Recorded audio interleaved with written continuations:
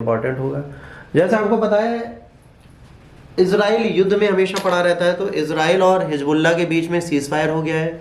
अब यहाँ पे की इनसाइड किसका है? यूनाइटेड नेशन सिक्योरिटी काउंसिल का रेजोल्यूशन है 1701। इसको एक्सप्लेन करेंगे कि ये क्या है, कैसे होता है।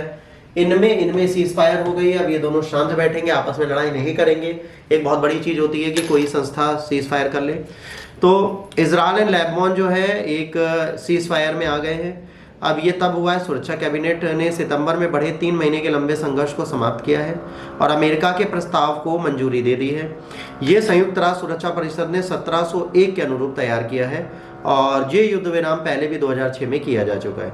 अब यहाँ पे क्या है, 11 अगस्त 2006 को अपनाए गए संयुक्त राष्ट्र सुरक्षा परिषद द्वारा 1701 हिजबुल्लाह और इजराइल के बीच शत्रुता को समाप्त करेगा, एक बफर जोन स्थापित करेगा और स्थायी युद्ध विराम प्राप्त करने का प्रयास करेगा। ऐतिहासिक संदर्भ, इस प्रस्ताव का उद्देश्य 2000 में आंशिक वापसी के बाद ब्लू लाइन और गोलान हाइट्स के साथ दक्षिणी लेबनान से इजरायली में पूर्ण वापसी कराना था।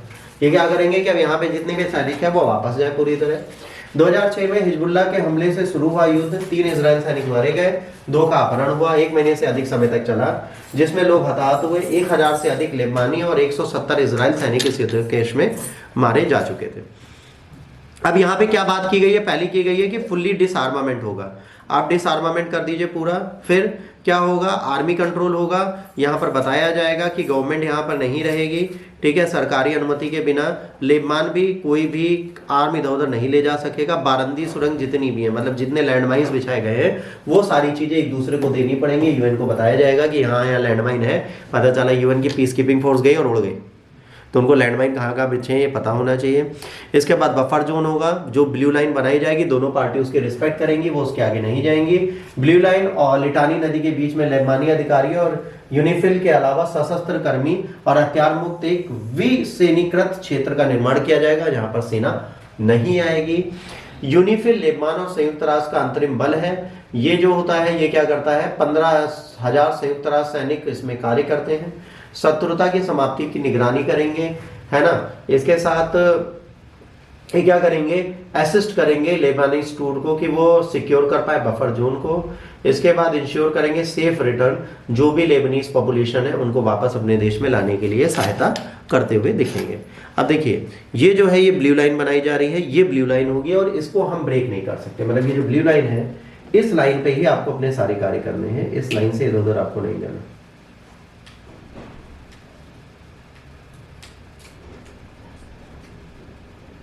इस लाइन से आप इधर उधर नहीं जा सकते, ठीक। ये लाइन जो है इससे आप इधर उधर नहीं जा सकते। इधर ये इजरायली रहेंगे, इधर ही रहेंगे और ये पूरा बफर जोन होगा। इसी पे हमारी फोर्सेस टहलती रहेंगी और ये यहीं पे रहेंगी, ठीक। अब यहाँ पे क्या है, क्या क्या हुआ? पहला युद्ध की समाप्ति हो गई इस एग्रीमेंट से। 60 दिन के बाद क्या हुआ है? 7 दिन की शत्रुता समाप्त हो गई। हिजबुल्लाह जो है 440 किलोमीटर पीछे हटने के लिए तैयार हो गया। इजराइल जो है अपनी सेना को वहां से वापस बुलाने के लिए प्रतिबद्ध है।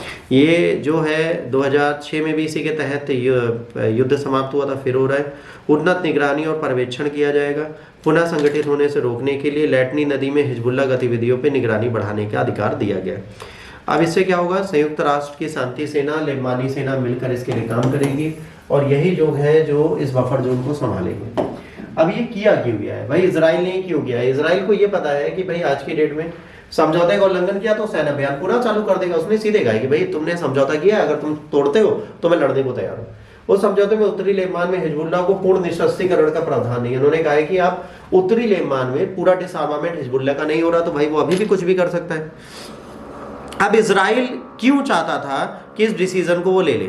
ईरान के साथ इजराइल के डिस्प्यूट चल रहे हैं तो वो चाहता है कि वो ईरान की ओर अपना ध्यान केंद्रित करे, हिजबुल्लाह जैसी छोटी छोटी संस्थाओं को बाद में देख लेगा। युद्ध विराम से क्या होगा? जो उनकी आर्मी है उनको फिर से रीऑर्गेनाइज होने का टाइम मिलेगा और इनको फिर से सारे वेपनाइजेशन और सारे पावर दिए जाएंगे।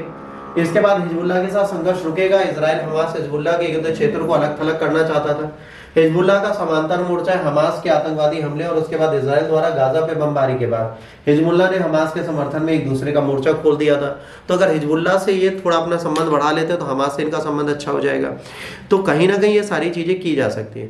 अब इससे क्या होगा? इजराइल जो है नागरिक सैन्य गतिशीलता बढ़ाएगा, ठीक है।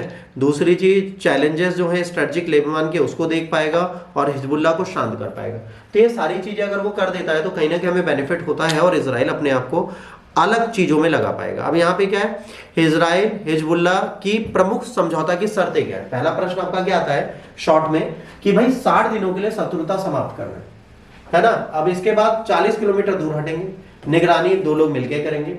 हिजबुल्लाह के साथ युद्ध विराम पर क्यों सहमत हुआ, क्योंकि इसे ईरान पर अपने आप को कंट्रोल रखना है, ईरान को रेगुलेट करना है, अपनी सेना को फिर से संगठित करना है, हिजबुल्लाह हमास के मोर्चों को अलग अलग करना है और लंबे समय से संघर्ष से बचना है। अगर लंबे समय तक इजराइल संघर्ष में रहेगा तो उसकी इकोनॉमी भी डूबेगी। तो इन्होंने कहा कि ठीक है थोड़े दिनों के लिए हम इस चीज को बंद करते हैं। यहां तक आज का करंट अफेयर्स था। अब कैमरे भी का औकात नहीं है।